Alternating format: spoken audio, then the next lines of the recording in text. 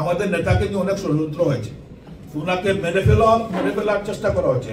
আজকে যে এই আবাল বাচ্চারা তারেক রহমান নিয়ে কথা বলে, শহীদ জিয়াউর রহমানকে নিয়ে কথা বলে, এরা যে উস্কানিমূলক কথা বলতেছে, এগুলো প্রত্যেকে আসতেছে। বাংলাদেশ কারো বাপের সম্পত্তি নয়। এই দুইজনের কারণে কিন্তু আজকে বাংলাদেশের অনেক উন্নয়ন হয়েছে। বিএনপির অনেক নেতা কর্মীরা বিভিন্ন ধরনের অসামাজিক কার্যকলাপের সাথে সম্পৃক্ত হচ্ছেন।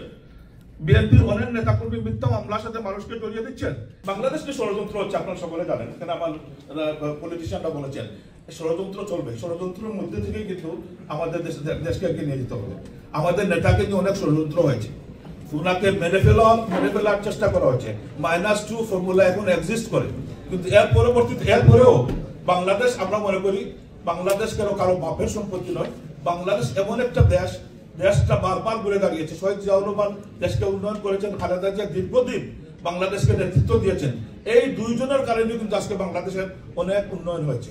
আগামী দিনে আমি বিশ্বাস করি যে বাংলাদেশ যদি সঠিকভাবে নির্বাচন হয়, সেই সঠিক নির্বাচন হলে নির্বাচনের মাধ্যমে বাংলাদেশ জাতীয়তাবাদী দল সংখ্যাগরিষ্ঠ আসন নিয়ে সংসদে যাবে এবং সেই নেতৃত্ব দিবেন, আগামী দিন নেতৃত্ব দিবেন আমাদের শ্রদ্ধেয় নেতা, অত্যন্ত বাংলাদেশকে যিনি দিন রাত নিয়ে চিন্তা ভাবনা করেন, আমাদের আগামী দিনের ভবিষ্যৎ জনাব তারেক রহমান সাহেব বাংলাদেশ সংসদে গিয়ে প্রধানমন্ত্রী হয়ে আমাদের এই জাতিকে, এই যে অবহেলিত জাতিকে আবার নেতৃত্ব দেবেন, এটা আমার বিশ্বাস।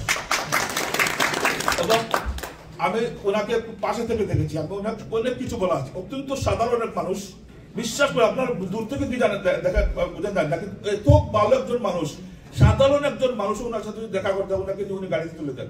এত হাম্বল মানুষ। এটা কিন্তু আমাদের ধর্মীয় ভাবে এগুলো করা হয়, কিন্তু এগুলো কিন্তু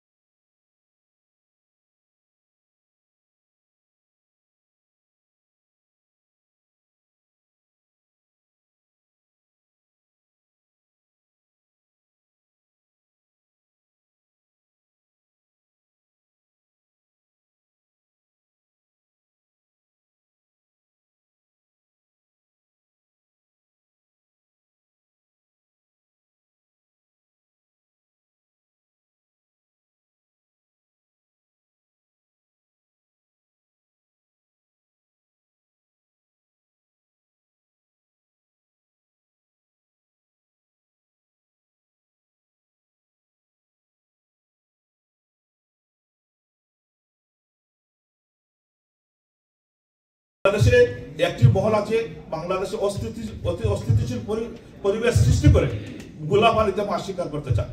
কিন্তু বাংলাদেশের সাধারণ মানুষ এটা বুঝে গিয়েছে, যতই ষড়যন্ত্র করা হোক, এই ষড়যন্ত্রের দাঁত ভাঙবে জবাব দিয়ে আগামী দিনে বাংলাদেশের সাধারণ মানুষ এই নেতৃত্বে, যে নেতৃত্বে আসার কথা, যে দল সংসদে সংখ্যাগরিষ্ঠ দল নিয়ে সংসদে পার্লামেন্টে যাওয়ার কথা, তাদেরকেই কিন্তু মানুষ বেছে নিবে। এবং আমার বিশ্বাস আমাদের নেতা তারেক রহমান সাহেব যে কথাটি বারবার বলতেছেন যে আমাদের এলাকাতে যারা নেতৃত্ব দিচ্ছেন, ইয়েস বাংলা বিএনপি যে সবকিছু ভালো করতেছে এটা না, এটা আপনারা সকলেই জানি, এটা বিশ্বাস করি। এখানে বিএনপি আর আওয়ামী লীগের মধ্যে তফাৎ। বিএনপির অনেক নেতা কর্মীরা বিভিন্ন ধরনের অসামাজিক কার্যকলাপের সাথে সম্পৃক্ত হচ্ছেন। বিএনপি